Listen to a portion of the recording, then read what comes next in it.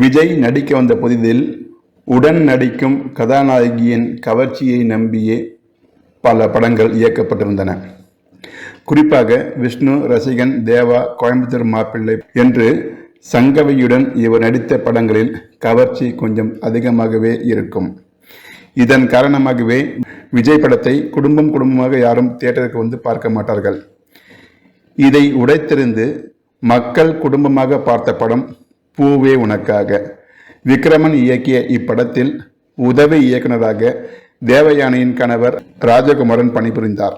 பூவே உனக்காக படம் பற்றி அவர் ஒரு நேர்காணலில் பேசுகையில், பூவே உனக்காக படம் சென்னை கமலா தியேட்டரில் ஓடியது.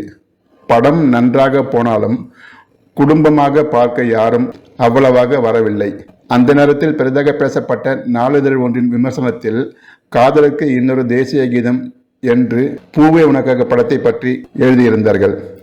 அதற்கு பிறகு அந்த படம் 275 நாட்கள் ஓடி பட்டி தொட்டி எங்கும் ஹிட் ஆகின. விக்ரமன் உதவியாளர் ரவிசங்கர் ஒரு முறை தேவயானியிடம் கதை சொல்வதற்காக போயிருந்தார்.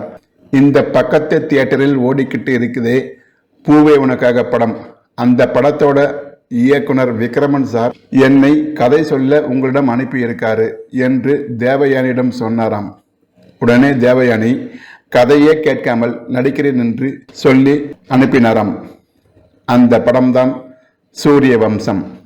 அந்த படத்தில் தேவயானிக்கு நல்ல பெயர் கிடைத்தது என்பது கூடுதல் செய்தியாகும்.